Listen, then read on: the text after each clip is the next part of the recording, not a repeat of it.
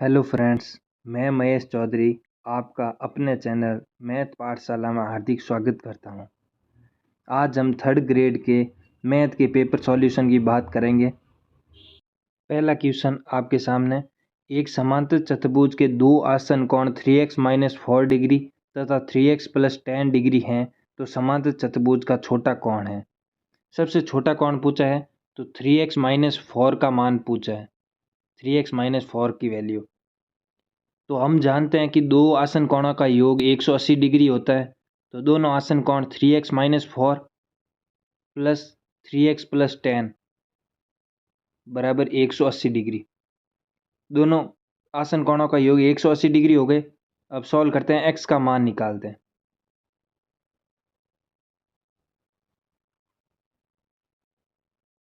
x का मान 29 आ गया। x का मान 29 3x - 4 में रखने पर 3 × 29 - 4 87 - 4 83 83 आंसर ए ऑप्शन सही है। पहला ऑप्शन ए ऑप्शन। दो संख्याएं 2, 3 के अनुपात में है। यदि प्रत्येक संख्या 4 से बढ़ाई जाए तो अनुपात 5:7 हो जाता है। दोनों संख्याओं का योग निकालना है। तो दोनों संख्याओं को मान लेते हैं। पहली संख्या है 2x, पहली संख्या 2x, दूसरी संख्या 3x हो गई। दोनों संख्याओं का योग निकालना है, मतलब 5x की वैल्यू निकालनी है। 5x की वैल्यू निकालनी है। दोनों प्रत्येक संख्या में 4 से बढ़ाई जाए तो पहली संख्या 2x + 4 कर दिया, दूसरी संख्या 3x + 4 कर दिया, 5:7 में हो जाएगा, 5/7। अब सॉल्व करते हैं।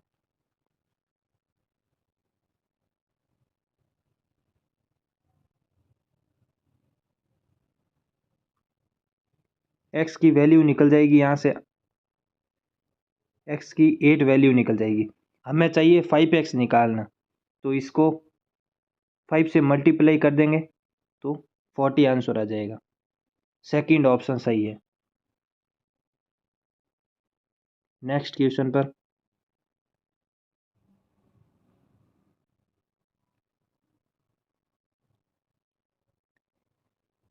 अगला क्वेश्चन है, तीन संख्याएं 2, 3, 4 के अनुपात में है। यदि इनके घनों का योग 21,384 है तो सबसे बड़ी संख्या पूछी है। 2, 3, 4 के अनुपात में है और इनके घनों का योग है। तो दो के इनको संख्या को मान लेते हैं 2x, 3x और 4x।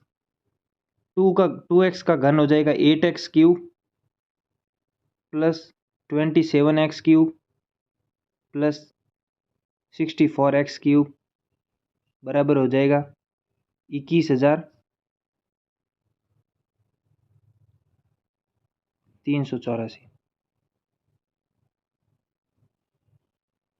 इनको सॉल्व करते हैं। 99x³ x³ की वैल्यू हो जाएगी यहाँ से 216। तो 216 का घनमूल हो जाएगा 6। 216 का घनमूल 6 होता है। अब हमें सबसे बड़ी संख्या निकालनी है, मतलब 4x की वैल्यू चाहिए। x की वैल्यू निकल गई है, 6 आ गई है, तो 4x की वैल्यू 24 हो जाएगी। यहाँ पर हमारा सेकंड ऑप्शन सही है।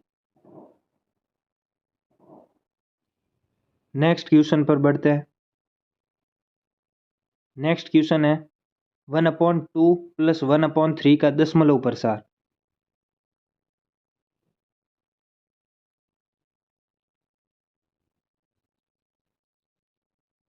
1/2 + 1/3 का दशमलव प्रसार निकालना है। तो इसका सबसे पहले एलसीएम लेंगे। 1/2 + 1/3 एलसीएम आ जाएगा 6। 3 + 2 5/6 आ गया। 5/6 को डिवाइड करेंगे, हम सॉल्व करेंगे तो 0.8333। तो 3 का बार बार पुनरावृत्ति होने के कारण इसको 0.8 और 3 के ऊपर हम बार लगा देंगे। इस प्रकार डी हमारा ऑप्शन सही हो जाएगा। बढ़ते हैं नेक्स्ट क्वेश्चन में।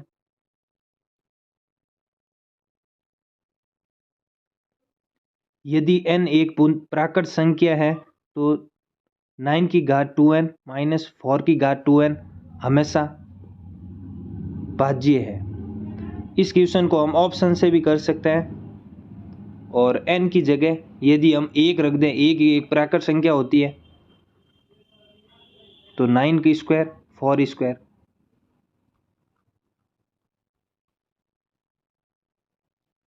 81 माइनस 16 हो गए, 81 माइनस 16 होते हैं 65।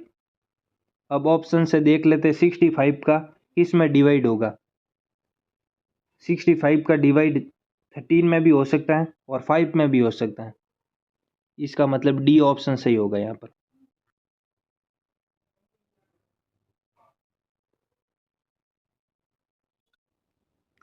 नेक्स्ट क्वेश्चन में हमें ए स्क्वायर माइनस बी स्क्वायर का फॉर्मूला लगाना पड़ेगा, जिसमें हमें इन दोनों संख्याओं को एक बार जोड़ना पड़ेगा और दोनों संख्याओं को एक बार घटाना पड़ेगा आपस में, और बाहर घनमूल लगा हुआ है। इन दोनों संख्याओं को एक बार जोड़ेंगे तो 27 हो जाएगा और घटाएंगे तो 0.216 हो जाएगा, जो कि 6 का घनमूल है। और 0.216 है तो 0.6 का घनमूल हो जाएगा। अब इनका घनमूल निकालेंगे तो 27 का घनमूल है और जबकि ये 0.6 का है। इन दोनों को मल्टीप्लाई करेंगे तो 1.8 आंसर आ जाएगा, जो कि हमारा सी ऑप्शन है।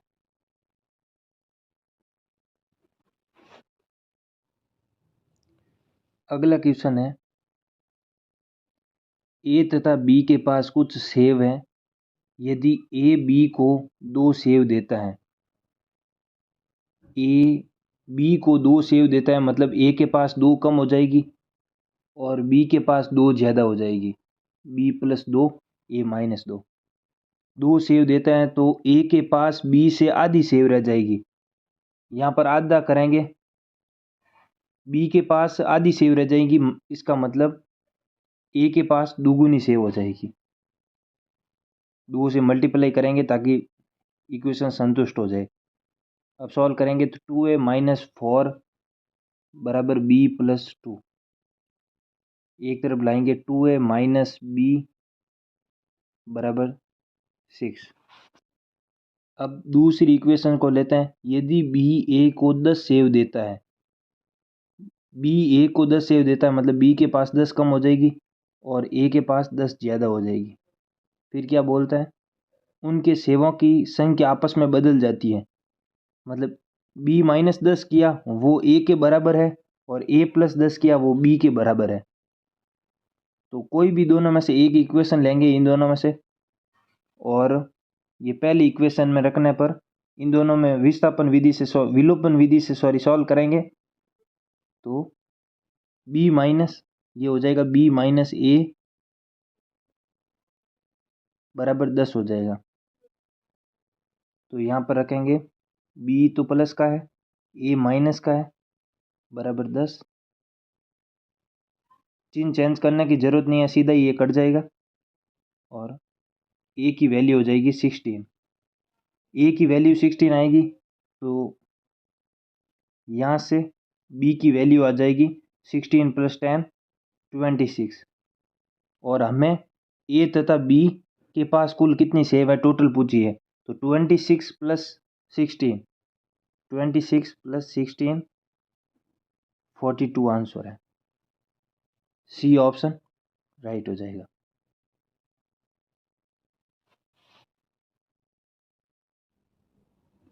नेक्स्ट क्वेश्चन है जिसमें x की वैल्यू निकालनी है।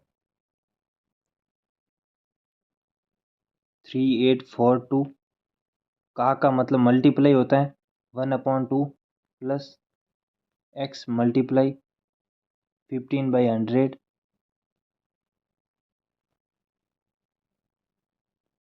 अब 5 से इसको डिवाइड करेंगे तो 3/20 हो जाएगा और इसे 2 से डिवाइड करेंगे तो 1921 हो जाएगा।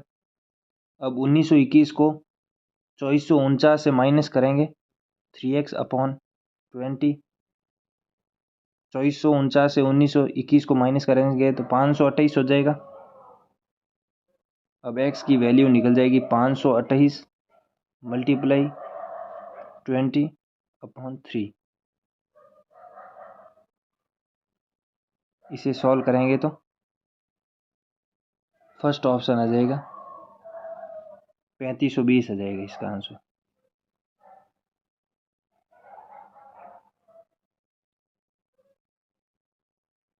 नेक्स्ट क्वेश्चन पे चलते हैं हम।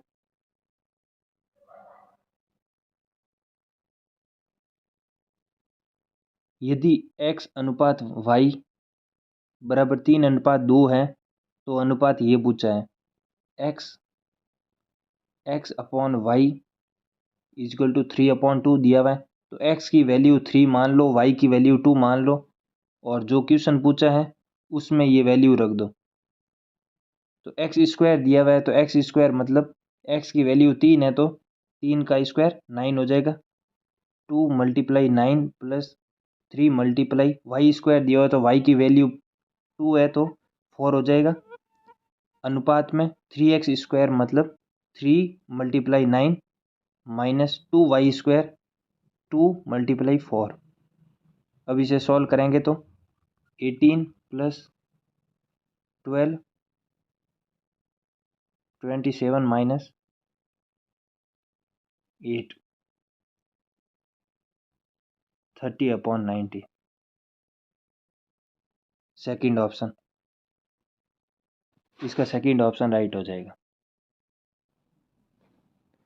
नेक्स्ट क्वेश्चन है जो कि चक्रवृद्धि ब्याज से पूछा गया है।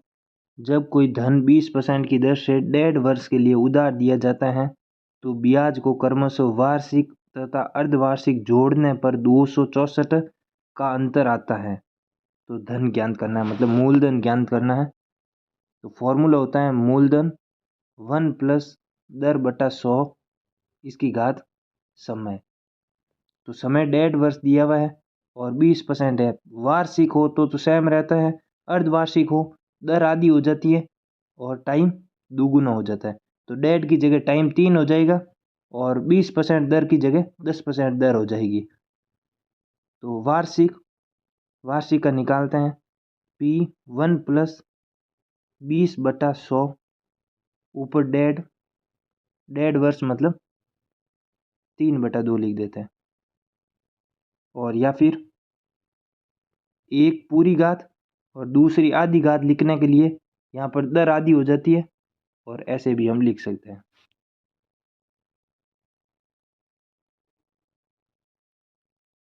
ये तो हो गया वार्षिक का।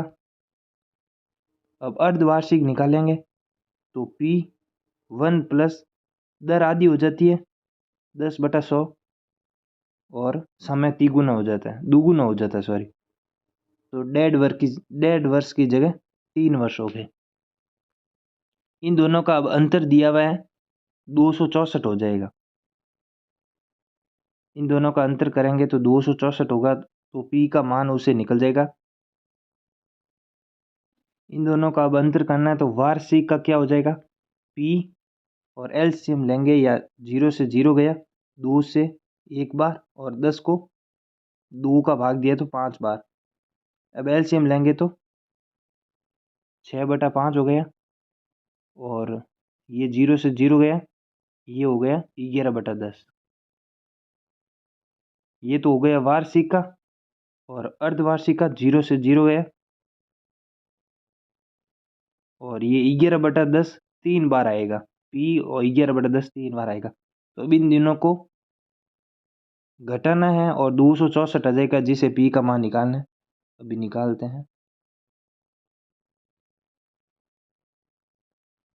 P 11/10 की घात 3 माइनस P 6/5 11/10 बराबर 264। P और 11/10 ये कॉमन आ जाएगा दोनों में से, यहाँ पर बचेगा 121/100 माइनस में 6/5 बराबर 264 है। P 11/10 तो यही रहा। अब इसका एलसीएम लेंगे एलसीएम 100 आ जाएगा। 121 माइनस 20 हो गया तो 120 हो जाएगा यहाँ पर 264।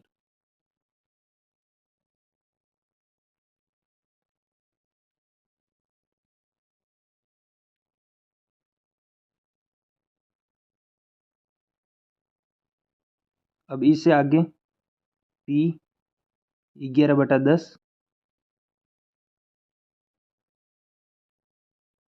यहाँ पर 1/100 बराबर 264। P बराबर 264/11 मल्टीप्लाई 1000। अब 11 से 264 को काटेंगे तो 24 बार जाएगा और 24 को 1000 से गुणा कराएंगे तो 24,000 आ जाएगा। यहाँ पर इसका आंसर 24,000 हो जाएगा।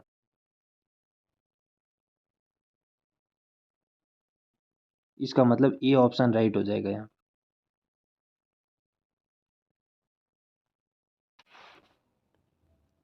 अब नेक्स्ट क्वेश्चन पर बढ़ते हैं।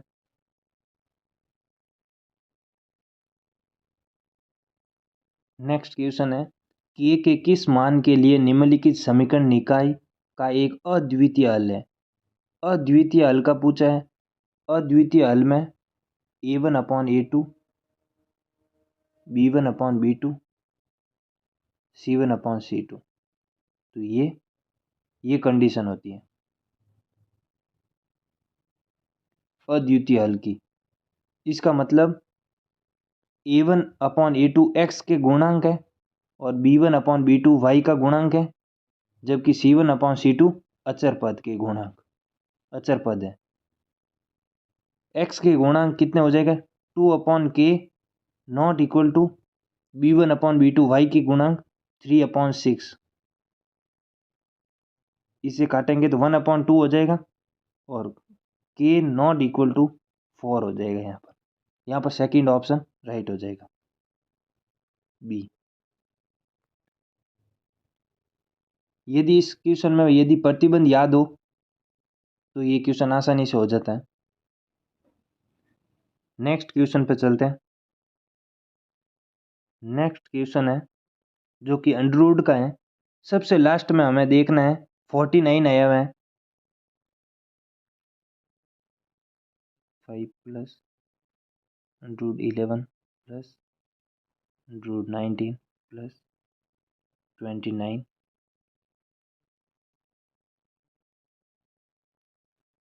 प्लस √49 है तो इसका मतलब 7 हो जाएगा। अब 29 और 7 को ऐड करेंगे तो 36 होगा जिसका √6 होता है। अब 19 में 6 ऐड करेंगे तो 25 होगा जिसका √5 होता है। इसके आगे 11 और 5 को ऐड करेंगे तो 16 होता है। 16 का √4 हो जाएगा। अब 5 और 4 को ऐड करेंगे तो 9 होगा जिसका √3 हो जाएगा। इसका मतलब सी ऑप्शन इसमें करेक्ट होगा। नेक्स्ट क्वेश्चन पे चलते हैं। अब नेक्स्ट क्वेश्चन हमारा है गुणनखंड का। ऐसे क्वेश्चन को हमें ऑप्शन से करना चाहिए जिससे हमारा टाइम भी बचेगा और क्वेश्चन आसानी से भी हो जाएगा। और पूरा ऑप्शन भी सॉल्व करके नहीं देखना है, जिसमें हमें शॉर्ट में देखना है -x⁶ आ रहा है तो ऐसा कौन सा ऑप्शन है जिसे गुणा कराने पर -x⁶ आए। चौथे ऑप्शन को देखते हैं तो डी ऑप्शन में x³ दोनों प्लस के हैं, इन दोनों को मल्टीप्लाई करेंगे तो प्लस का ही आएगा। इसका मतलब चौथा ऑप्शन नहीं हो सकता है। इसी प्रकार सी ऑप्शन भी कट हो जाएगा और इसी प्रकार बी ऑप्शन भी कट हो जाएगा। पीछे बचा ए ऑप्शन जो कि राइट होगा x³ और -x³ है, इसका मतलब -x⁶ आएगी। तो इसे सॉल्व करके पूरा देख लो, ये क्वेश्चन वाला सेम मैच हो जाएगा। एग्जाम में टाइम बचाने के लिए ये विधि सबसे अच्छी विधि है। नेक्स्ट क्वेश्चन पर चलते हैं।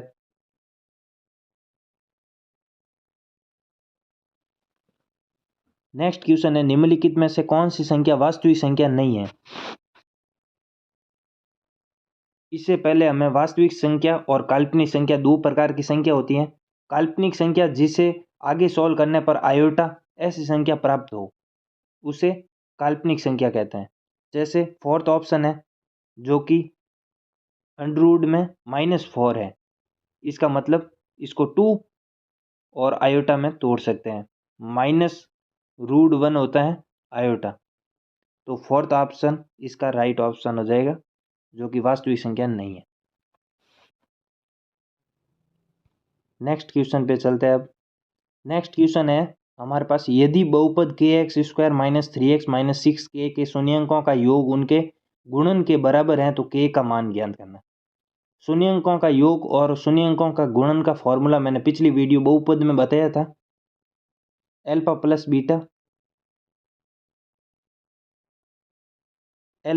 बीटा बराबर -b/a और अल्फा बीटा बराबर c/a।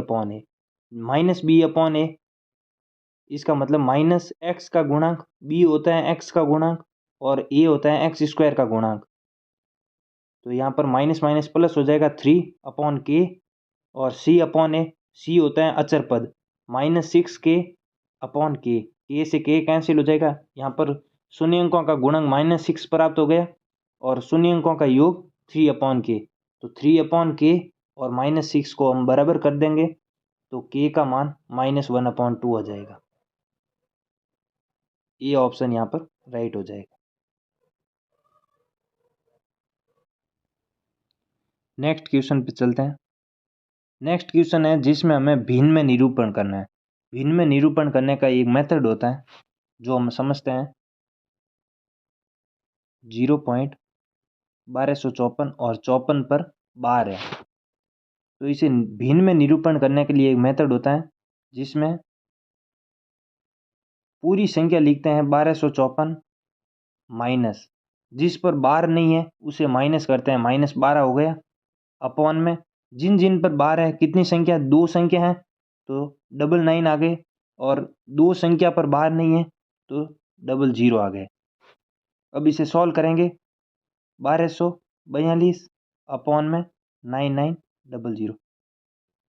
अब इसे सॉल्व करेंगे 18 से भाग देंगे, इसको 18 से डिवाइड करेंगे तो 69/550 हो जाएगा जो कि बी ऑप्शन राइट है। नेक्स्ट क्वेश्चन पे चलते हैं।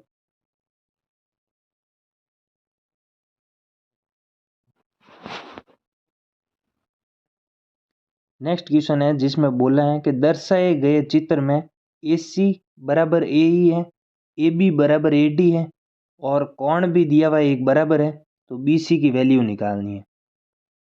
BC की वैल्यू निकालनी है तो हम दो त्रिभुज लेते हैं ABC और ADE, इन दोनों को सर्वांग समसिद्ध कर देते हैं।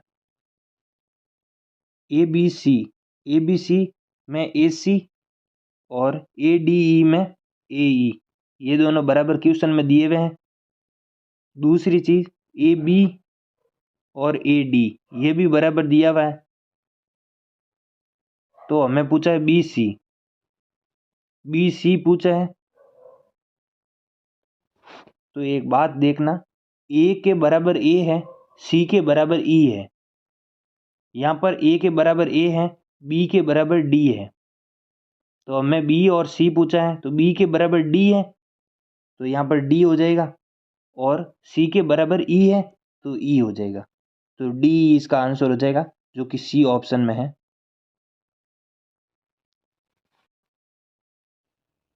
अब नेक्स्ट क्वेश्चन पे बढ़ते हैं। नेक्स्ट क्वेश्चन है जिसमें हमें आंकड़े दिए हुए हैं और बहुलक पूछा है।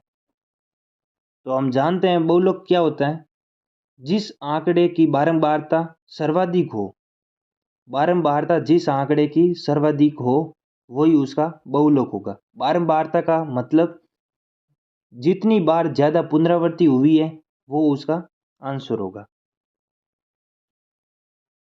यहाँ पर 15 को देखते हैं, एक बार, 2, 3, 4 और 5 बार। 15 5 बार आए हैं, अब 14 भी बार बार दिख रहा है तो 14 को देख लेते हैं वो कितनी बार आया है। तो एक बार, दो बार, तीन बार और चार बार। 14 चार बार आया है। तो सर्वाधिक बार 15 आया है जो कि 5 बार है। तो 15 ऑप्शन इसका बी ऑप्शन राइट हो जाएगा।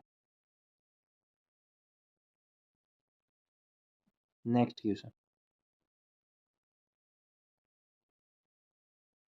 नेक्स्ट क्वेश्चन है, एक लैपटॉप का वर्तमान मूल्य 6,561 है। यदि इसके मूल्य में प्रतिवर्ष 10% का ह्रास हो तो 3 वर्ष पूर्व के इसका मूल्य कितना होगा। 3 वर्ष पूर्व की बात कही है, इसका मतलब x मल्टीप्लाई 10% का ह्रास हुआ है तो 19/100 और 3 वर्ष का क्या है तो 3 बार हो जाएगा 19/100 और वर्तमान मूल्य है 6,561। अब x की वैल्यू निकालनी है।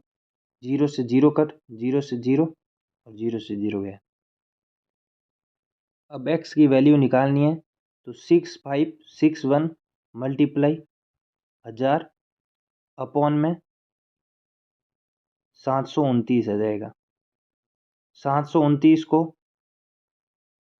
729 को हम 6561 से कट करते हैं तो 9 बचेगा जो कि 9 मल्टीप्लाई में 1000 है तो इसका आंसर 9000 हो जाएगा जो कि सी ऑप्शन है।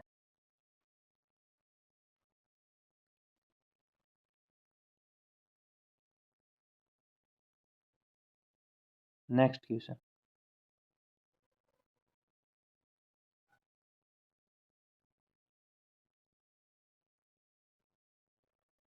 नेक्स्ट क्वेश्चन में हमें पूछा है, आयत चित्र को पढ़ो।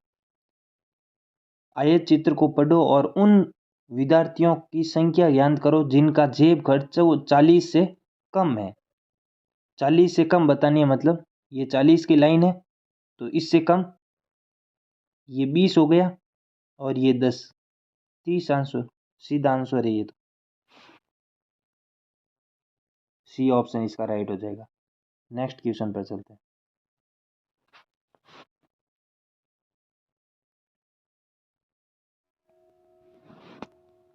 एक हीरे की कीमत उसके वजन के वर्ग के समानुपाती है। वर्ग के समानुपाती है। एक हीरा 4 भागों में टूट जाता है। 1:2:3:4, 4 भागों में टूट जाता है। इसका वर्ग कितना हो जाएगा 1:4:9:16। इनको ऐड करेंगे तो 30 हो जाएगा। अब कह रहा है टूटे हुए टुकड़े को 2,10,000 कम में बेचा। इसका मतलब 70 रुपये। 100 में से 30 कम करेंगे तो 70 हो जाएगा। तो 70 रुपये कम में बेचा है तो 2,10,000 70 मल्टीप्लाई बाई 100। 70 को 2,10,000 से कट करेंगे तो 3,000 आ जाएगा। 3,000 को 100 से मल्टीप्लाई करेंगे तो 3,00,000 आ जाएगा। इसका ए ऑप्शन राइट हो जाएगा। अगला क्वेश्चन माध्य का है। प्रथम 7 प्रेक्षणों का माध्य 17 है। ये प्रेक्षण है 1 से लेके 14 तक। प्रथम 7 प्रेक्षणों का माध्य इसका 18 दिया हुआ है और अंतिम 7 प्रेक्षणों का माध्य 20 दिया हुआ है। टोटल 13 प्रेक्षण है। तो ये 7वां प्रेक्षण है जो डबल बार आया हुआ है। स्टार्टिंग वाले माध्यम में भी आया हुआ है और लास्ट वाले माध्यम में भी आया हुआ है। तो इन दोनों को ऐड करके यदि टोटल माध्यम में से घटा देंगे तो इसका आंसर आ जाएगा। चलो फिर करते हैं इसको।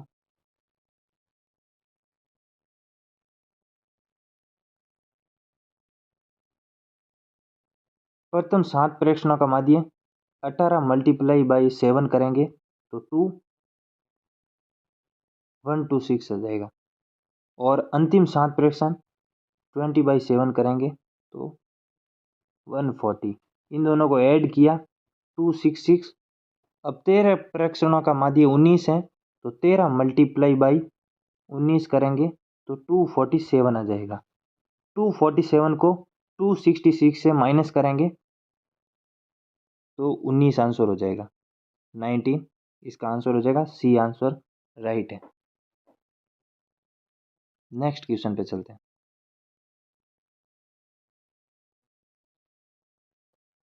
नेक्स्ट क्वेश्चन है जिसमें दिए हुए दर्शाए गए चित्र कोण क्यू पी आर का अर्धक पी एस है। कोण क्यू पी आर, ये टोटल दिया हुआ है कोण क्यू पी आर का अर्धक। ये अर्धक दिया हुआ है, पी एस वाली लाइन है जो कि अर्धक है इसकी, और ये है वो लंबवत दी हुई है पहले से। और कोण टी पी एस पूछा है। कोण टी पी एस का मतलब ये बीच में ये कोण है, इस छोटे कोण का मान पूछा है, जिसका फॉर्मूला होता है माइनस कोण साइड साइड वाले दोनों कोण है माइनस कोण क्यू माइनस कोण आर, और इनमें से दो का डिवाइड कर दो, ये बीच वाले अर्धक का मान निकल जाएगा। इसका सीधा फॉर्मूला ही याद करना पड़ता है। इसका बी ऑप्शन सही हो जाएगा। Next question.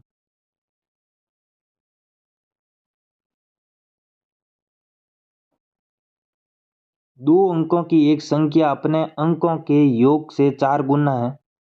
यदि संख्या में 18 जोड़ दिए जाए तो अंक अपना स्थान बदल देते हैं, तो संख्या ज्ञात करनी है। ऐसे क्वेश्चन को भी ऑप्शन से करना पड़ता है, सीधा हो जाएगा। दो अंकों की संख्या अपने अंकों के योग से 4 गुना है। दो अंकों की संख्या है 24 है, ये दोनों अंकों के योग से, दोनों अंकों का योग 6 हो गया, इसका 4 गुना करेंगे तो 24, ये ऑप्शन हो सकता है आंसर। आगे कह रहे हैं यदि संख्या में 18 जोड़ दिए जाए तथा अंक अपना स्थान बदल लेते हैं, तो अंक अपना स्थान बदल लेते हैं। इसमें 18 जोड़ेंगे, 24 में 18 जोड़ेंगे तो 42 होगा, जो कि अंक आपस में बदल लिए, तो 24 इज करेक्ट आंसर। ये ऑप्शन राइट हो जाएगा। नेक्स्ट क्वेश्चन पे चलते हैं। नेक्स्ट क्वेश्चन है संख्या 21 से 40 तक दी हुई है। एक संख्या यादृच्छिक रूप से चयन किया जाता है तो एक अभाज्य संख्या होने की क्या प्रायिकता है।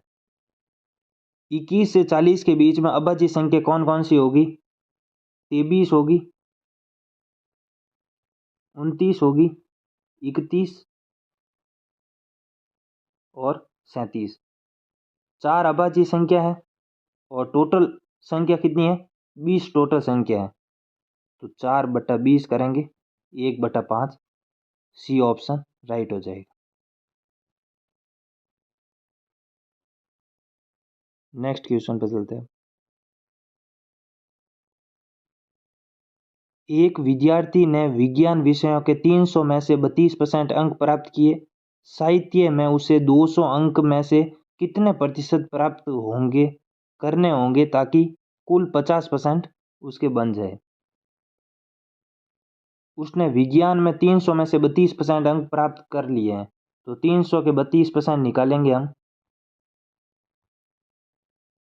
300 का 32% हो जाएगा 96।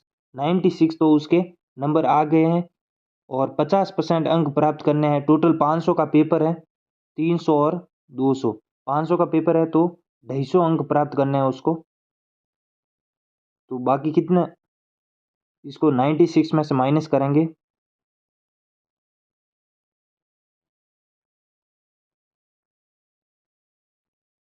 154। 200 में से उसको 154 नंबर लाने हैं, तो कितना परसेंट हो जाएगा निकाल लेते हैं। 2 जीरो से 2 जीरो, 2 का भाग देंगे तो 77। उसे 77% लाने होंगे, जिससे वो 50% कुल अंक उसके मिल जाएंगे। ये ऑप्शन इसका राइट हो जाएगा। नेक्स्ट क्वेश्चन पे चलते हैं। एक प्राकृत संख्या का वर्गमूल उसी के घनमूल का n गुना है, वो संख्या है। एक प्राकृत संख्या का वर्गमूल, प्राकृत संख्या मान ली x है, x का वर्गमूल, x का वर्गमूल उसी के घनमूल का n गुना है। उसी का घनमूल, x का घनमूल कर दिया इसका n गुना है, x को एक तरफ लेंगे,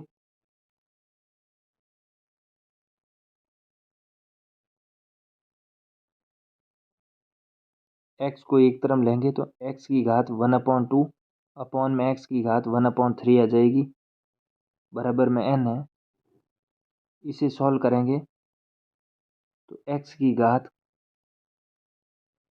1/6 हो जाएगी और बराबर में n है, तो x बराबर हो जाएगा n की घात 6।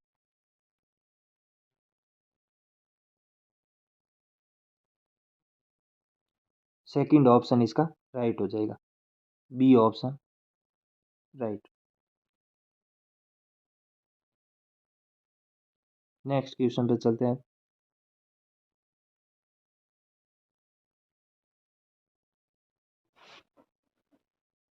नेक्स्ट क्वेश्चन है, 10 मीटर ऊंचे शंक्वाकार टेंट के आधार की परिधि 44 मीटर है। टेंट को बनाने में प्रयुक्त कैनवास का क्षेत्रफल निकालना है। शंक्वाकार है, शंक्वाकार का क्षेत्रफल, शंकु का क्षेत्रफल कितना होता है, पाई आर एल। परिधि दी हुई है 2 पाई आर का वैल्यू दी हुई है 44 हो जाएगी।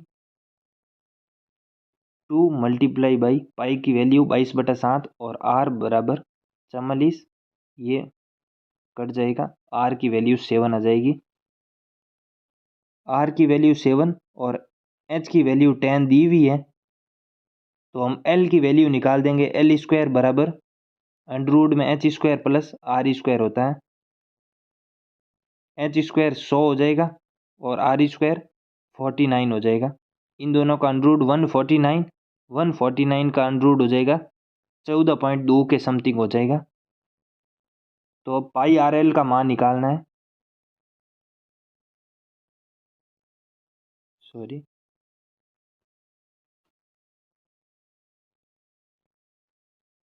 अब हमें पाई आर एल का मान निकालना है।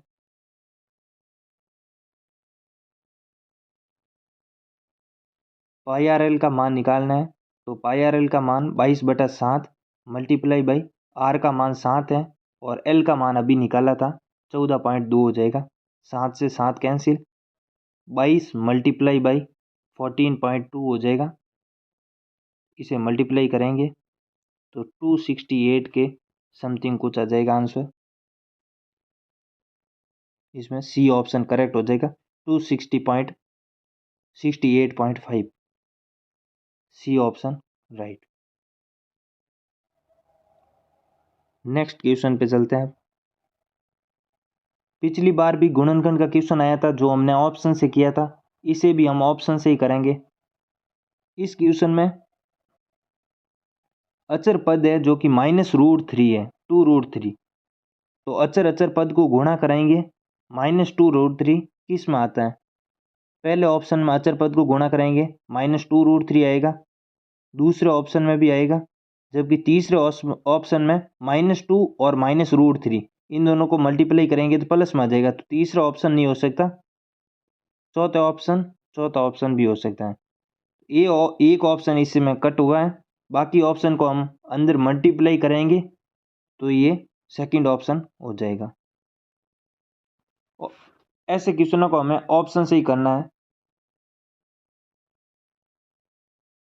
नेक्स्ट क्वेश्चन पे चलते हैं जो कि हमारा आखिरी क्वेश्चन है। इस क्वेश्चन को हमें भिन्न में निरूपण करना है, तो भिन्न में निरूपण करने के लिए पहले 45 दी हुई है और अपॉन में होगा टोटल, तो एक दिन में टोटल कितनी मिनट होती है वो अपॉन में लिखेंगे। एक दिन में सबसे पहले 24 घंटा होता है, 24 घंटे में टोटल प्रत्येक में 7 मिनट होती है। तो अब इसे हम सॉल्व करेंगे तो आंसर प्राप्त हो जाएगा। 45 अपॉन में 5 से डिवाइड करेंगे तो 9 हो गया, इसे 5 से डिवाइड करेंगे तो 12 हो जाएगा, इसे 3 से डिवाइड करेंगे तो 3, इसे 4, वापस 3 से डिवाइड करेंगे तो ये हो जाएगा 8। 1/8 मल्टीप्लाई बाई 4, 1/32। यहाँ पर ए ऑप्शन राइट हो जाएगा। इसी के साथ आज मैथ के हमने थर्ड ग्रेड के 30 क्वेश्चन आए थे, उन 30 क्वेश्चन पर पूरा सॉल्यूशन किया है। इसी के साथ आज की क्लास को यहीं पर विराम देते हैं। मिलते हैं अगली वीडियो में। और इस वीडियो पर कमेंट करके ज़रूर बताइए आपको कैसी लगी क्लास। धन्यवाद।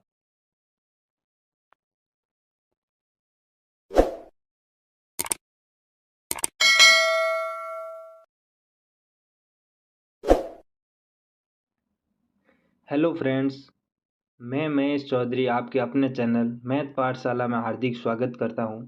आज हम बीएससी फर्स्ट ईयर की बीजगणित बुक के बारे में चर्चा करेंगे।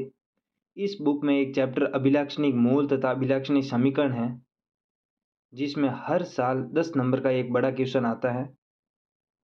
इस चैप्टर का पहला क्वेश्चन, मैट्रिक्स ए के अभिलक्षणिक मूल तथा संगत अभिलक्षणिक सदिश ज्ञात कीजिए, जहाँ पर ए की वैल्यू दी हुई है। ऐसे क्वेश्चन में हमें सबसे पहले अभिलक्षणिक समीकरण निकालनी होती है। अभिलक्षणिक समीकरण अभिलक्षणिक समीकरण का फॉर्मूला होता है a माइनस लैम्डा आई, और सारणिक में होता है बराबर 0। तो इसे हम सारणिक में लिखने पर a माइनस लैम्डा आई में लिखने पर ये 2 माइनस लैम्डा हो जाएगा, और बाकी सेम रहेगा 2 0 2, और ये हो जाएगा 1 माइनस लैम्डा, ये 1, ये -7 ही रहेगा 2, और -3 माइनस लैम्डा बराबर 0 हो जाएगा। तो इस सारणी को हमें सॉल्व करने पर 2 माइनस लैम्डा, ये हम R1 से सॉल्व कर रहे हैं, तो 2 minus lambda, 1 minus lambda, -3 minus lambda, और आगे -2 आ जाएगा। इसके आगे -2 से सॉल्व करने पर हमें मिलेगा 2 -3 माइनस लैम्डा +7 बराबर में 0 दिया हुआ है। अब इसे और आगे सॉल्व करने पर 2 माइनस लैम्डा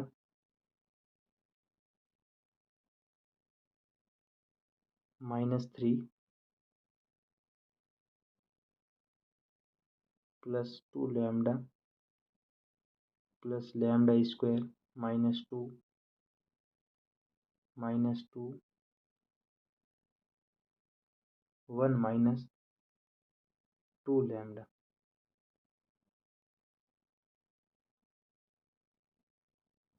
1 माइनस 2 लैम्डा बराबर 0।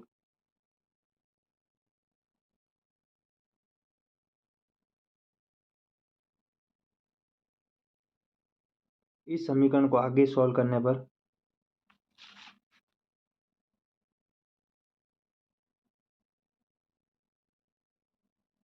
2 माइनस लैम्डा, और अंदर आ जाएगा lambda square plus 2 lambda -5 -2 4 lambda बराबर 0।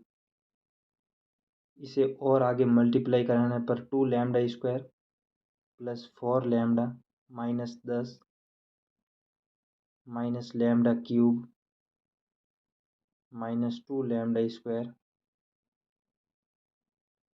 प्लस 5 लैम्डा -2 प्लस 4 लैम्डा बराबर 0।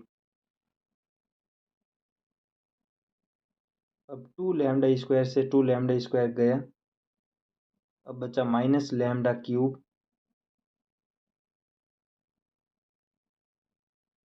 प्लस में 13 लैम्डा -12 बराबर 0। अब ये लैम्डा की हमें त्रिघात समीकरण प्राप्त हुई है, और इस त्रिघात समीकरण से लैम्डा के 3 मान मिलेंगे। यदि यहाँ पर लैम्डा के 3 मान ये आपको भाग विधि से निकालना आता है, तो आप भाग विधि से निकाल सकते हो, और या फिर आप यहाँ पर सीधा लिख सकते हो लैम्डा के 3 मान 1 3 और -4। ये लैम्डा के 3 मान प्राप्त होंगे, जो कि अभिलक्षणिक मूल है, जो कि अभिलक्षणिक मूल हो जाएंगे। अब यहाँ पर हमें अभिलक्षणिक मूल तक यदि क्वेश्चन में दिया हुआ हो, ये देखो ए के अभिलक्षणिक मूल, यदि यहाँ तक ही दिया हुआ होता क्वेश्चन, तो हमें अभिलक्षणिक मूल तक ही करना है, पर इसके आगे हमें अभिलक्षणिक सदिश भी निकालने का बोल रहा है। अभिलक्षणिक मूल निकलने के बाद में उसके अभिलक्षणिक सदिश निकालते हैं। तो अभिलाक्षणिक सदिश के लिए फॉर्मूला होता है, अभिलाक्षणिक सदिश के लिए फॉर्मूला है ए माइनस लैम्डा आई और मल्टीप्लाई कराना होता है एक्स बराबर 0। दो अवयवों का मल्टीप्लाई यहाँ पर कराना होता है। तो चलो दो अवयवों का मल्टीप्लाई कराते हैं। अब ए माइनस लैम्डा आई क्या बचा था हमारे, 2 minus lambda 2 0 2 1 minus lambda 1 minus 7 2 minus 3 minus lambda. ये था हमारे पास ए माइनस लैम्डा आई और इसे हमें एक्स से मल्टीप्लाई कराना है और एक्स का अवयव होता है x1 x2 और x3। ये एक्स का अवयव होता है, बराबर में 0 दिया हुआ है। इसके बाद यहाँ पर हमें लैम्डा के मान रखने पड़ेंगे और लैम्डा के 3 मान प्राप्त हुए हैं। एक एक करके तीनों मान रखने पर सबसे पहले लैम्डा बराबर 1 रखेंगे, जिसे केस फर्स्ट नाम दे देते हैं, और लैम्डा बराबर 1 रखने पर ये 2 माइनस 1 हो जाएगा, ये 2 ही रहेगा, 0 2 1 माइनस 1 ये 0 हो जाएगा, ये सेम रहेगा, 1 माइनस 7 2 और माइनस 3 माइनस 1 माइनस 4 हो जाएगा ये।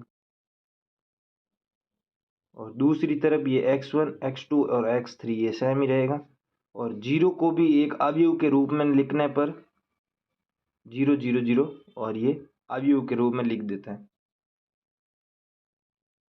अब इसके बाद में हम दो अवयवों का गुणा करेंगे।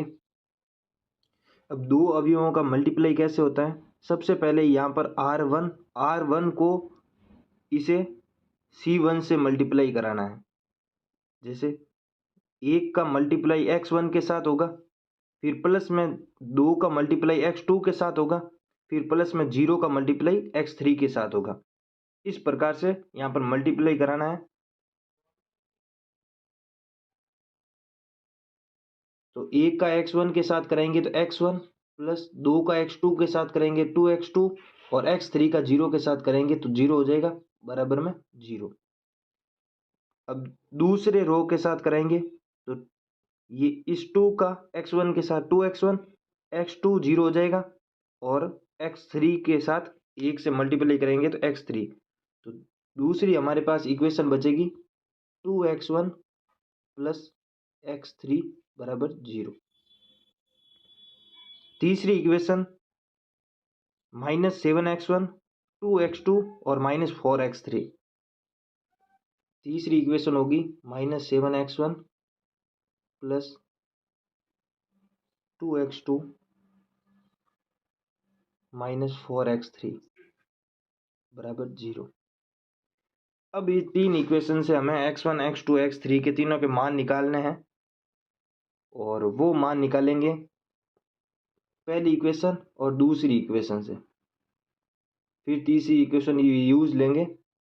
और सबसे पहले दो इक्वेशन से निकालने पर पहली इक्वेशन को 2 से मल्टीप्लाई करेंगे तो ये हो जाएगा 2x1 प्लस 4x2 और उसमें दूसरी इक्वेशन माइनस कर देंगे 2x1 माइनस x3 बराबर 0। -2x1 से 2x1 कैंसिल और x3 को दूसरी तरफ भेज देंगे तो यहाँ पर बचेगा 4x2 बराबर x3। हमारे पास x3 का वैल्यू निकल गई 4x2 होगा। अब ये इक्वेशन 3 में रख देंगे। x3 का मान इक्वेशन 3 में रखने पर -7x1 प्लस 2x2 माइनस में 16x2 हो जाएगा, बराबर 0। इस इक्वेशन से हमें -7x1 बराबर 14x2 ये प्राप्त हो जाएगा और 7 से 14 कैंसिल हो जाएगा 2 बार, तो x1 बराबर 2x2, सॉरी माइनस x1 है, माइनस x1 बराबर 2x2, ये मिल जाएगा हमें। अब हमारे पास दो इक्वेशन मिली है, दोनों इक्वेशन को हमारे पास पहली इक्वेशन मिली 4x2 बराबर x3 और दूसरी मिली है माइनस x1 बराबर 2x2। अब हम दूसरी इक्वेशन को 2 से मल्टीप्लाई कराएंगे तो माइनस 2x1 बराबर 4x2। दूसरी इक्वेशन को 2 से मल्टीप्लाई कराने का यही मतलब है कि ये 4x2 यहाँ पर दोनों इक्वेशन में 4x2 होंगे तो दोनों इक्वेशन को बराबर कर देंगे। तो x1 लिखते हैं सबसे पहले माइनस 2x1 बराबर 4x2 और बराबर में x3। अब x1 का मान निकालने के लिए ये गुणा में है, इसको भाग में भेजना पड़ेगा, तो x1 अपॉन में माइनस 1/2 हो जाएगा, ये भी x2 अपॉन में 1/4 हो जाएगा,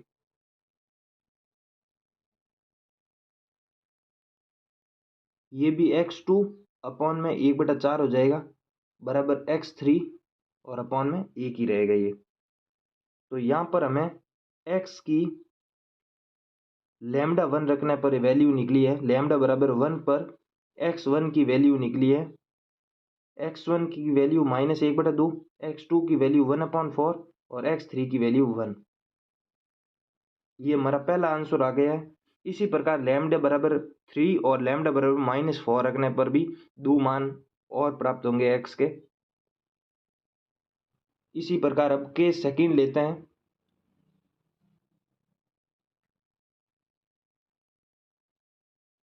इसी प्रकार केस सेकंड लेंगे, केस सेकंड, तो इसमें लैम्डा बराबर 3 रखेंगे, लैम्डा का मान 3 रखेंगे।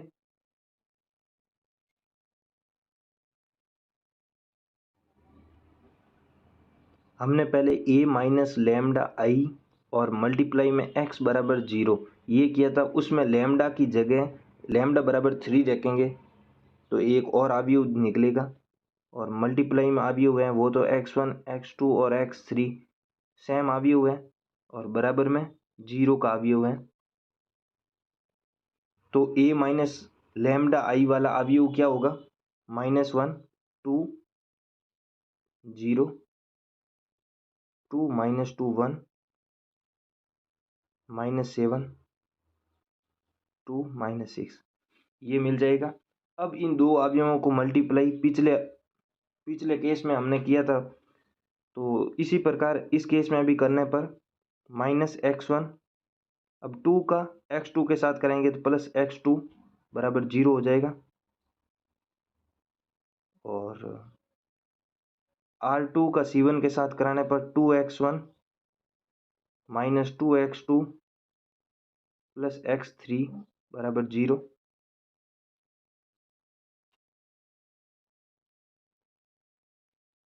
R3 का C1 के साथ करेंगे तो 7x1 -7x1 plus 2x2 -6x3 बराबर 0। यहाँ पर भी 3 समीकरणें प्राप्त हुई हैं। इन 3 समीकरण से x1 x2 x3 के मान निकालेंगे। तो सबसे पहले समीकरण 1 से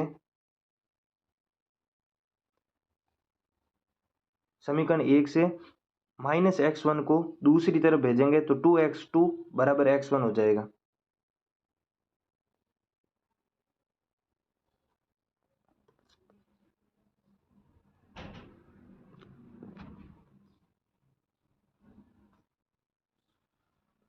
x1 बराबर 2x2 हो गया।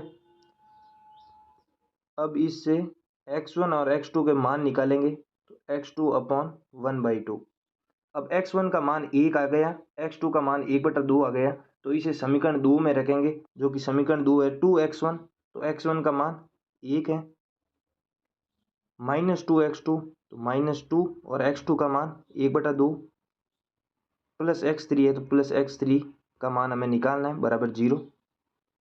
2 से 2 कैंसिल हो जाएगा, ये 1 बचेगा, 2 में से 1 गए, 1 हो गया, और x3 का मान -1 मिल जाएगा।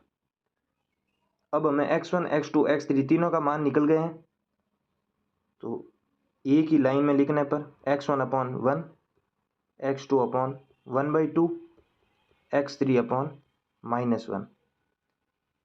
केस 2 से एक और x का मान निकलेगा, जिसे x2 दे देते हैं नाम, और उसका मान निकलेगा 1, 1/2 और -1। ये हमारे पास एक और x की वैल्यू निकल गई। अब लास्ट बचा है केस थर्ड, लैम्डा बराबर -4 रखने पर, तो उसे भी कर लेते हैं।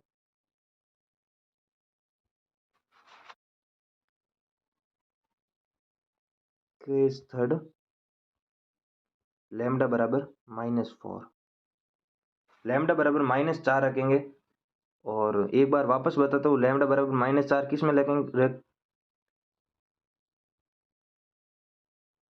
एक बार वापस बताता हूँ, लैम्डा बराबर 4 किस में रखेंगे हम, a minus lambda I multiply x बराबर 0।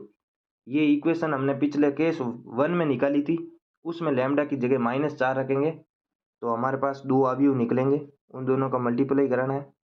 तो a माइनस लैम्डा आई वाला अवयव निकलेगा 6 2 0 2 5 1 -7 2 1,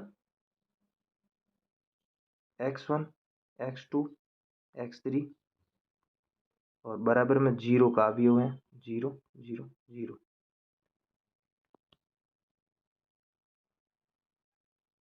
अब दो अवयवों का वापस मल्टीप्लाई करेंगे हम, दो अवयवों का मल्टीप्लाई करेंगे। सबसे पहले r1 का c1 के साथ करेंगे, तो 6x1 प्लस 2x2 बराबर 0 हो जाएगा। दूसरी equation 2x1 plus 5x2 plus x3 बराबर 0। तीसरी equation -7x1 plus 2x2 plus x3 बराबर 0 हो जाएगा।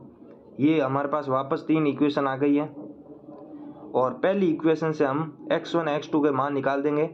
6x1 बराबर -2x2, 2 से 6 गया 3x1 बराबर -x2 हो जाएगा, और x1 और x2 के मान निकालेंगे तो 1/3 और बराबर x2 का मान निकालेंगे तो -1। अब x1 और x2 दोनों का मान समीकरण 2 में रखेंगे और x3 के वैल्यू निकल जाएगी। समीकरण 2 में x1 और x2 का मान रखेंगे तो 2 1/3 प्लस 5 -1 प्लस x3 बराबर 0। अब यहाँ से हम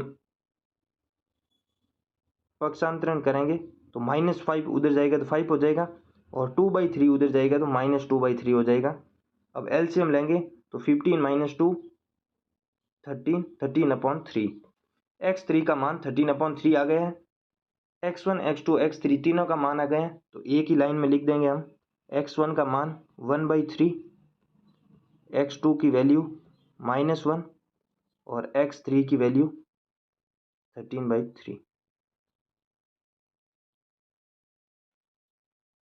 अपॉन में 3 दोनों में कॉमन है,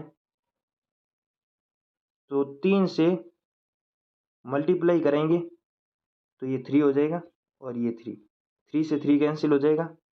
और वापस एक बार x1 x2 की x3 की वैल्यू, x1 की वैल्यू 1, x2 की वैल्यू -3 और x3 की वैल्यू 13।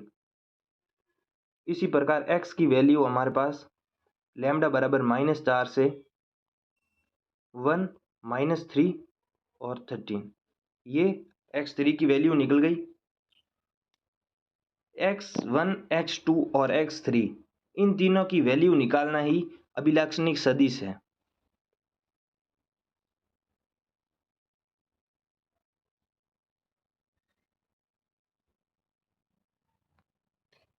क्वेश्चन में दिया हुआ था अभिलाक्षणिक मूल, जो हमने पहले ही निकाल दिया।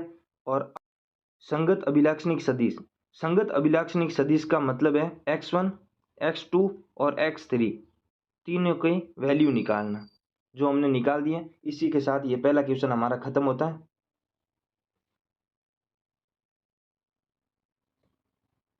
दूसरे क्वेश्चन में बढ़ते हैं। हमारे पास सेकंड क्वेश्चन है, मैट्रिक्स ए का अभिलक्षणिक समीकरण ज्ञात कीजिए तथा सिद्ध कीजिए कि हमें ए को संतुष्ट करता है। तो इस क्वेश्चन में अभिलक्षणिक सदिश जो पिछले क्वेश्चन में निकाला था वो निकालने की इसमें ज़रूरत नहीं है।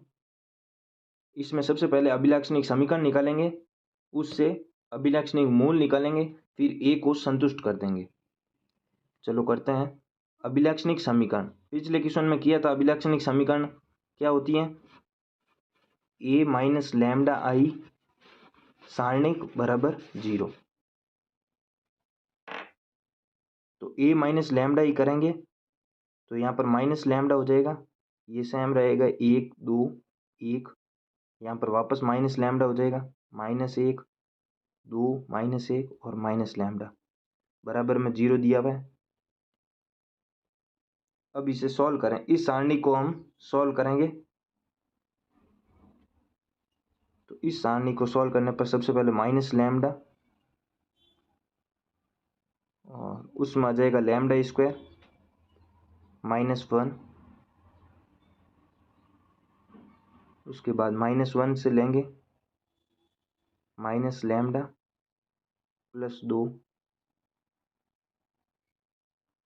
+2 होगा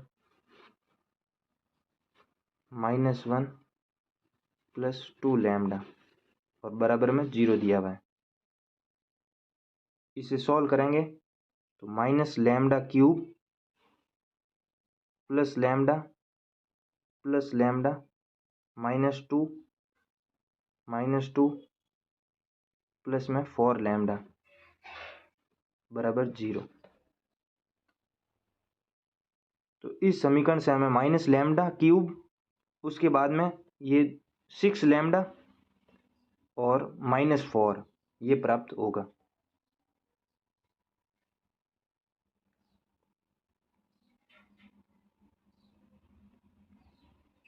माइनस लैम्डा क्यूब प्लस में 6 लैम्डा और -4 बराबर 0, ये समीकरण हमें प्राप्त हुई। अब इस समीकरण को हमें ए द्वारा संतुष्ट करना है। क्वेश्चन में दिया हुआ है सिद्ध कीजिए कि यह ए द्वारा संतुष्ट होती हैं। तो इस समीकरण को ए से संतुष्ट करेंगे तो जहाँ जहाँ लैम्डा लिखा हुआ है वहाँ ए लिख देंगे, अर्थात -a³ + 6a - 4 बराबर 0। अब ए की वैल्यू क्वेश्चन में दी हुई है तो a³ निकालेंगे उससे और यहाँ पर a रख देंगे और यहाँ पर कुछ नहीं है तो इकाई अवयव i रख देंगे। अब इन तीनों को सॉल्व करने पर बराबर में 0 अवयव आना चाहिए जिससे ये a को संतुष्ट कर देगा। तो चलो ये सबसे पहले a³ निकालते हैं।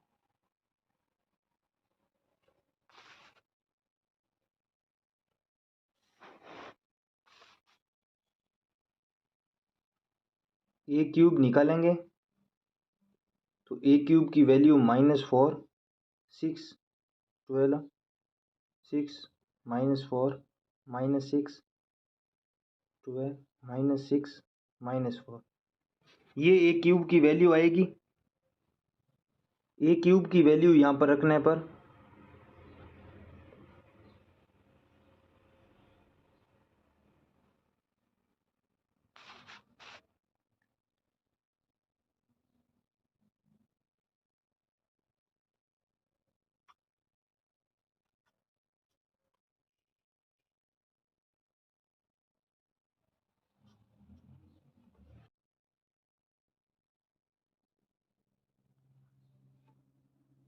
a³ प्लस में a को 6 से मल्टीप्लाई करेंगे, a को 6 से मल्टीप्लाई करेंगे तो ये 0 रह गया, ये 6 ये 12 हो जाएगा, ये 6 0 ये 0 -6 और ये 12, ये a को 6 से मल्टीप्लाई कराने पर हो गया।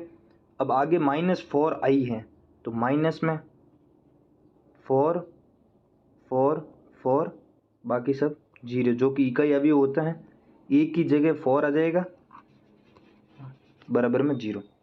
अब इसे सॉल्व करने पर -4 और ये -4 और इसके बाहर एक माइनस है, माइनस ए क्यूब था जो कि, तो माइनस माइनस प्लस हो जाएगा, +4 और -4 जीरो हो जाएगा, बराबर में ये जीरो। अब ये -6 हो जाएगा, ये +6 और यहाँ पर जीरो है तो ये भी जीरो हो जाएगा। ये -12, ये +12, ये जीरो। ये -6, ये +6, ये जीरो। ये +4, यहाँ पर जीरो ही है, ये -4 होगा, जीरो। इस प्रकार सारे जीरो हो जाएंगे जो कि शून्य अवयव है, शून्य अवयव है, और वही निकालना था हमें, बराबर में जीरो। शून्य अवयव निकालना था। इस तरह से हमारा ये क्वेश्चन सिद्ध हो जाएगा और ए द्वारा संतुष्ट होती है। इसी के साथ आज के लिए इतना ही, और ये चैप्टर अभी ख़त्म हुआ नहीं है, तो इस चैप्टर को अगले वीडियो में और कंटिन्यू करेंगे। धन्यवाद।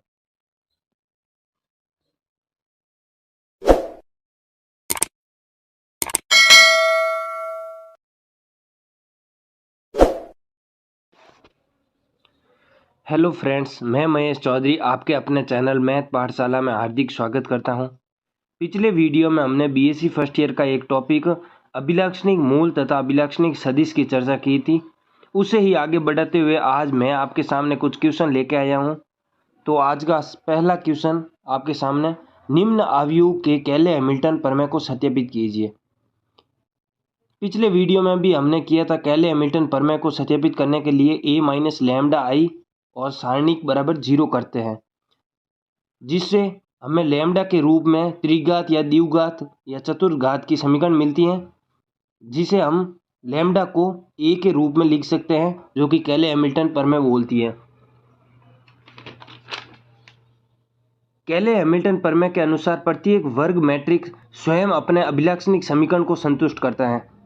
प्रत्येक वर्ग मैट्रिक्स, जो कि ये वर्ग मैट्रिक्स है 3/3 की वर्ग मैट्रिक्स, जो कि अभिलक्षणिक समीकरण को संतुष्ट करेगा, तो लैम्डा की जगह हम ए लिख सकते हैं। a माइनस लैम्डा ई बराबर 0 निकालते हैं,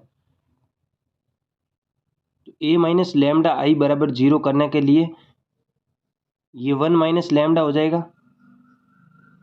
2 3 2 4 माइनस लैम्डा 5 3 5 6 माइनस लैम्डा बराबर 0। अब हम R1 से सॉल्व करते हैं, तो R1 से सॉल्व करने के लिए 1 माइनस लैम्डा बाहर आ जाएगा और अंदर होगा 4 minus lambda multi 6 minus lambda -25 -2 होगा इसके मल्टीप्लाई में,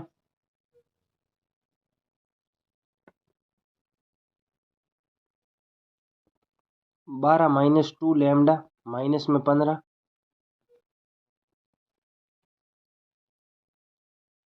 अब उसके आगे +3 करेंगे तो 3 के मल्टीप्लाई में होगा 10 माइनस 12 + 3 लैम्डा बराबर में 0 हो जाएगा।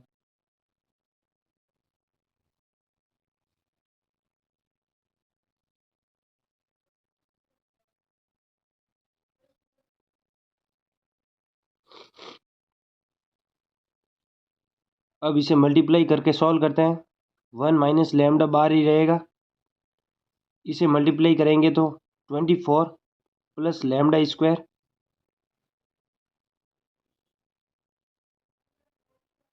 माइनस में 10 लैम्डा -25 और -2 के मल्टीप्लाई में -3 -2 लैम्डा और +3 के मल्टीप्लाई में 3 लैम्डा -2 बराबर 0 हो जाएगा। अब इसे आगे सॉल्व करेंगे तो 24 में से -25 गए तो यहाँ पर -1 बच जाएगा और लैम्डा स्क्वायर -10 लैम्डा -1, जो कि 1 माइनस लैम्डा के मल्टीप्लाई में होगा।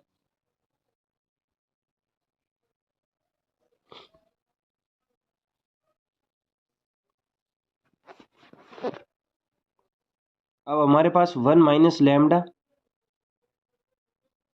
मल्टीप्लाई में lambda square -10 lambda -1 plus 6 plus 4 lambda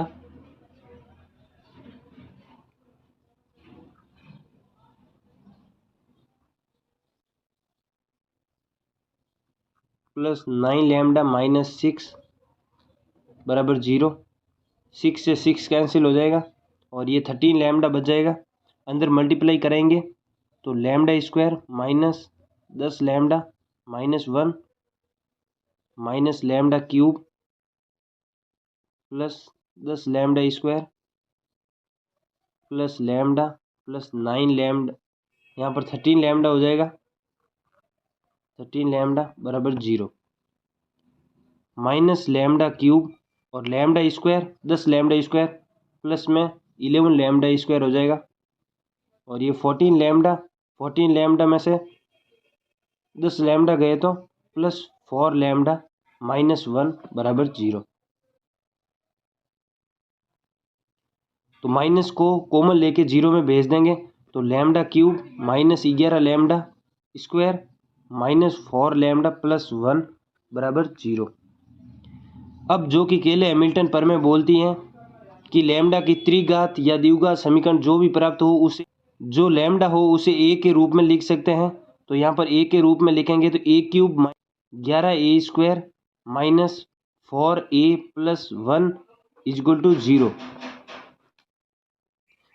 अब हमें क्वेश्चन में ए की वैल्यू दी हुई है, उस ए की वैल्यू से ए क्यूब निकालेंगे, उस ए की वैल्यू से ए स्क्वायर निकालेंगे और यहाँ पर ए की वैल्यू रखेंगे और यहाँ कुछ नहीं है तो आई रख देंगे जो कि ए की मान होता है आई का। आई को अवयव के रूप में हम इकाई अवयव के रूप में ऐसे लिख सकते हैं, ये 0 है। जब हम ए क्यूब ए स्क्वायर और ए आई की वैल्यू यहाँ पर पुट करेंगे तो बराबर में यदि 0 आया तो केले हैमिल्टन प्रमेय सत्यापित हो जाएगी।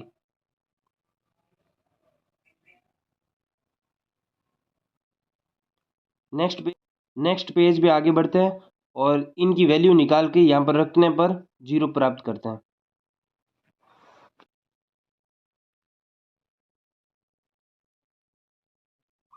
ए को ए से मल्टीप्लाई करेंगे तो ए स्क्वायर आएगा जिसकी वैल्यू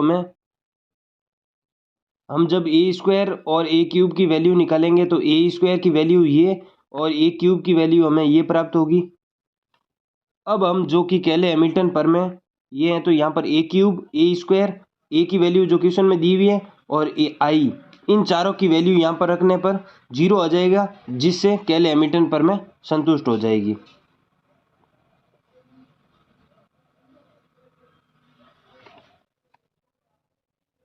नेक्स्ट क्वेश्चन पे चलते हैं। अब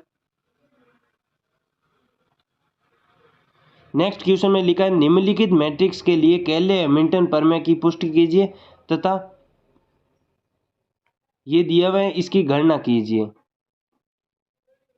पिछले क्वेश्चन में हमें सिर्फ केले हैमिल्टन प्रमेय की पुष्टि करने का ही बोला था, पर इस बार हमें एक समीकरण दे दिए उसकी भी हमें गणना करनी है। अब हमें सबसे पहले इसमें a माइनस लैम्डा आई सारणिक बराबर 0 करना है। तो आपने ये एक बात नोटिस की होगी, हम अभिलक्षणिक मूल तथा अभिलक्षणिक सदिश के हर क्वेश्चन में a माइनस लैम्डा आई बराबर 0 कर रहे हैं।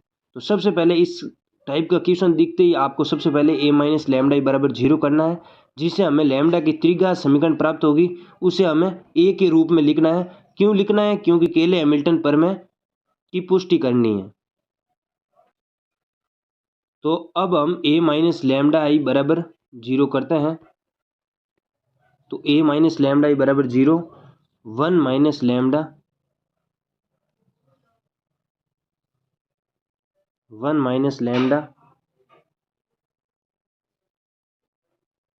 0 2 0 0 माइनस 1 माइनस लैम्डा 1 1 और माइनस लैम्डा बराबर 0, ये हो जाएगा। अब हम यहाँ पर C1 के रूप में सॉल्व करेंगे ताकि ये 2 0 आए हुए हैं, जिससे हमें सबसे पहले C1 की वैल्यू निकलनी पड़ेगी 1 माइनस लैम्डा। तो यहाँ पर हो जाएगा -1 माइनस लैम्डा माइनस लैम्डा -1 बराबर 0। तो इसे सॉल्व करने पर 1 माइनस लैम्डा और अंदर मल्टीप्लाई करेंगे तो हो जाएगा प्लस में लैम्डा स्क्वायर -1।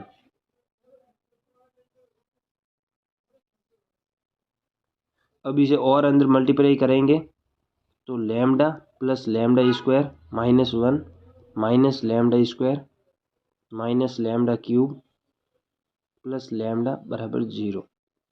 यहाँ पर लैम्डा स्क्वायर से लैम्डा स्क्वायर कैंसिल हो जाएगा और यहाँ बचेगा माइनस लैम्डा क्यूब प्लस में 2 लैम्डा -1 बराबर 0। यहाँ पर माइनस कॉमन लेंगे तो लैम्डा क्यूब -2 लैम्डा प्लस 1 बराबर 0। हमें लैम्डा की त्रिघात समीकरण प्राप्त हो गई है। इस त्रिघात समीकरण को हम केले हैमिल्टन प्रमेय के अनुसार a के रूप में लिखेंगे तो a³ -2a प्लस 1 बराबर 0 आ जाएगा।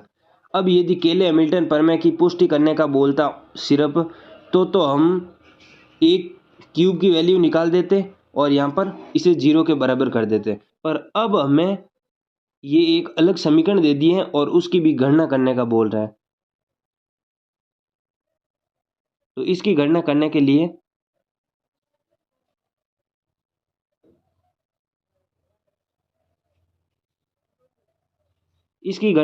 लिए हमें सबसे पहले ये लिखते हैं 2a⁸ माइनस 3a⁵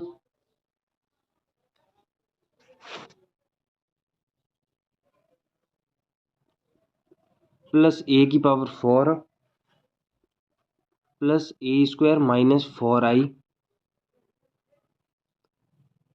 इसे बराबर में 0 करना है।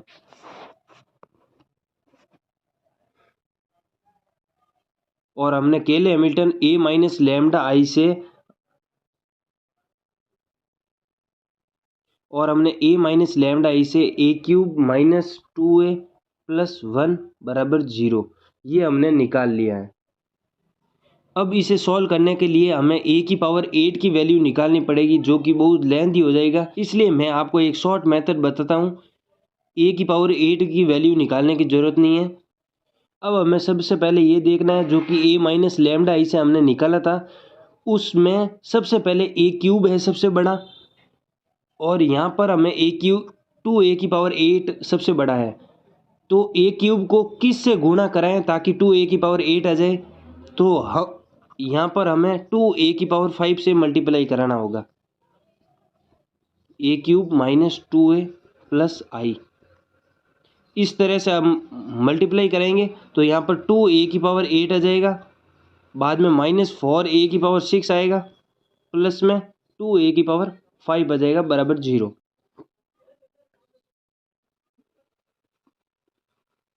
यहाँ पर ये समीकरण को इसमें से माइनस करेंगे तो माइनस करने पर 2a⁸ कट जाएगी,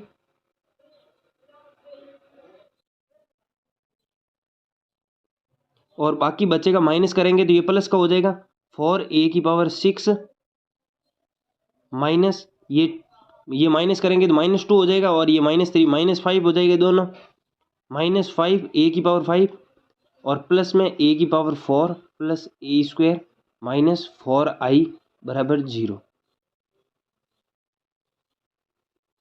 अब हमें 4a�6 को गायब करना है, उसी प्रकार जिस प्रकार हमने 2a⁸ को गायब किया था। तो वापस अब हमारे पास दिया हुआ है a³ -2a प्लस 1 बराबर 0 दिया हुआ है, तो इसे हम किस से मल्टीप्लाई करेंगे ताकि 4a�6 आ जाएगा। तो अब हम यहाँ पर 4a³ से मल्टीप्लाई करेंगे और जो आएगा उसे इसमें से माइनस कर देंगे, और इस प्रकार हम माइनस करेंगे तो 4a�6 यहाँ पर गायब हो जाएगा, और -5a⁵ plus 9a⁴ -4a³ -a² plus 4i बराबर 0 ये मिल जाएगा। वापस हम -5a⁵ को गायब करेंगे तो 9a⁴ minus 14a³ plus 6a² minus 4i बराबर 0 ये मिलेगा। अब हम वापस 9a⁴ को गायब करेंगे तो minus 14a³ plus 24a² minus 9a minus 4i बराबर 0। अब वापस हम माइनस 14a³ को गायब करेंगे तो 24a² माइनस 37a प्लस में 10i बराबर 0। अब हम a² की वैल्यू निकालेंगे। a की वैल्यू जो क्वेश्चन में दी हुई है और i जो कि इकाई अवयव है, इन तीनों को जोड़ेंगे या इस समीकरण को सॉल्व करने पर बराबर में 0 आ जाएगा,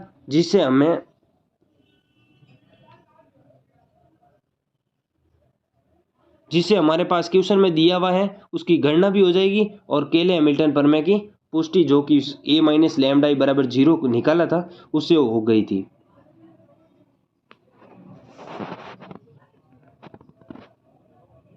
इसी के साथ केले हैमिल्टन प्रमेय का एक और क्वेश्चन यहाँ पर खत्म होता है। आज के लिए इतना ही। अब हम मिलते हैं नेक्स्ट वीडियो में।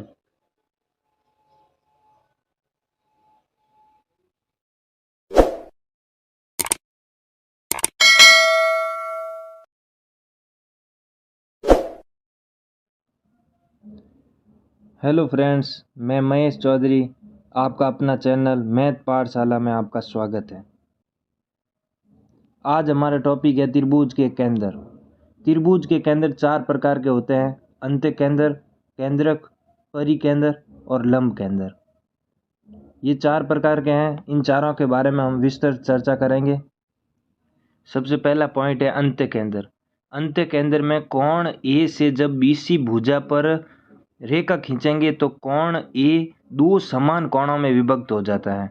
उसे समद्विभाजक कोण कहते हैं। कोण ए का समद्विभाजक हो जाएगा। ये फॉर्मूले होते हैं: कोण BIC बराबर होगा 90 प्लस कोण A/2। और इसी प्रकार कोण BIC की जगह यदि कोण AIC लेंगे तो कोण 90 प्लस कोण B/2 हो जाएगा। ये 3 फॉर्मूले हैं कोणों के बारे में। दूसरी तरफ 3 फॉर्मूले भुजाओं के बारे में हैं।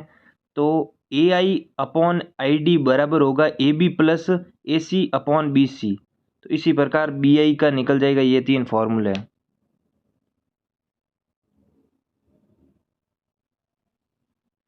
दूसरा पॉइंट है केंद्रक। केंद्रक में कोण ए से जब BC भुजा पर लंब खींचते हैं तो BC भुजा 2 बराबर भागों में विभक्त हो जाती है और इसमें G होता है गुरुत्व केंद्र और AG अनुपात GD निकालेंगे तो 2:1 आएगा और इसी प्रकार BG अनुपात GE करेंगे तो 2:1 आ जाएगा। केंद्रक में माध्यिका हमेशा क्षेत्रफल को आधे आधे में बांटती है। इसका मतलब समद्विभाजित करती है। जब BC पर A भुजा से लंब खींचेंगे तो ये इसका क्षेत्रफल आधे आधे में विभक्त हो जाएगा। इसी प्रकार जब B से जब A भुजा पर ये लंब खींचेंगे तो 1/4 1/4 हो जाएगा और इसी प्रकार वापस एक और लंब खींचेंगे तो और आधा हो जाएगा। तो यही क्रम चलता जाएगा। दूसरी ओर त्रिभुज में देखें तो कोण A और कोण B, कोण C तीनों कोणों से आमने सामने वाली भुजाओं पर माध्यिका खींचेंगे तो ये सभी समान रूप से त्रिभुजों में विभक्त होगी और इन सभी का क्षेत्रफल 1/6 होगा। टोटल 1/6 क्षेत्रफलों में विभाजित होकर एक पूरा त्रिभुज बना देगा। पूरे त्रिभुज के क्षेत्रफल के बराबर होगा।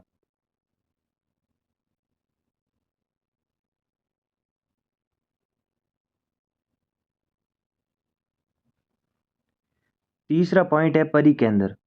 परिकेंद्र के अंदर जब कोण ए से BC भुजा पर लंब खींचते हैं तो BC भुजा पर लंब भी होगा और BC भुजा 2 बराबर भागों में विभक्ति भी होगी। इसे भुजा लंब समद्विभाजक कहते हैं।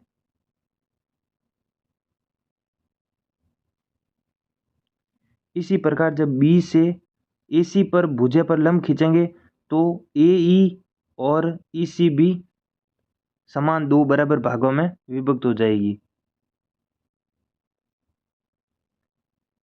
परिकेंद्र के अंदर ये जरूरी नहीं है कि कोण A से गुजर कर सामने भुजा पर लंब डाले।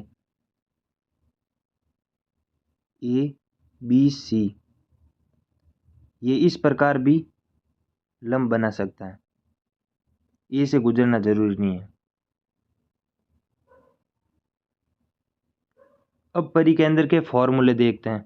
फॉर्मूले के अंदर यदि कोण BSC कोण 2A के बराबर होगा, इसी प्रकार कोण ASC कोण 2B के बराबर, और इसी प्रकार कोण ASB भी कोण C के दुगुने के बराबर होगा।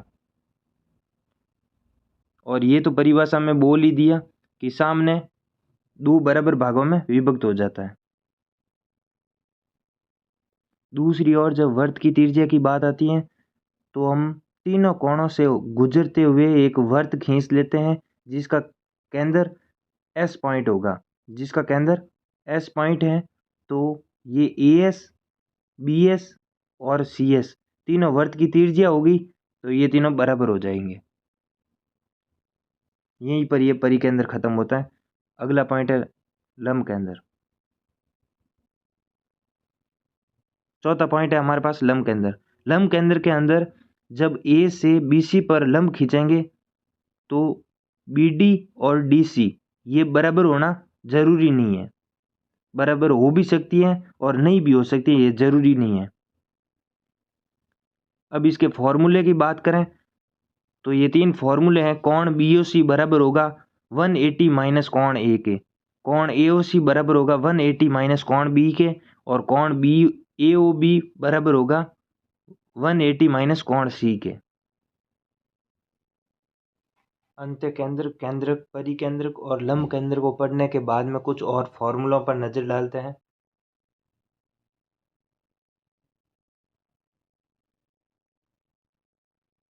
सबसे पहले आता है विषमबाहु या समद्विबाहु त्रिभुज। विषमबाहु या समद्विबाहु त्रिभुज यदि क्वेश्चन में दिया है तो उसका क्षेत्रफल निकालने के लिए हमारे पास दो फॉर्मूले हैं। एक तो यदि आधार और ऊंचाई दी हुई है तो पहला फॉर्मूला यूज होगा, और यदि तीनों भुजाएं दी हुई हैं तो दूसरा फॉर्मूला जो हीरोन का फॉर्मूला है वो यूज हो जाएगा। यहाँ पर S है जो अर्ध परिमाप है, जिसे हम A plus B plus C बटा 2 से हम इस S का मान निकाल सकते हैं। यहाँ पर A B C तीनों भुजा है।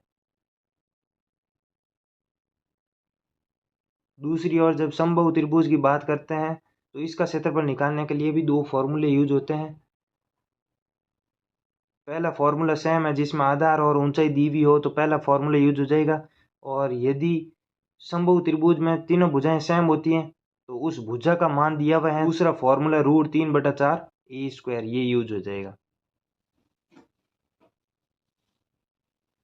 तीसरी ओर जब समकोण त्रिभुज दिया हुआ है तो उसके लिए एक ही फॉर्मूला है क्षेत्रफल निकालने के लिए, 1/2 इंटू आधार इंटू ऊंचाई।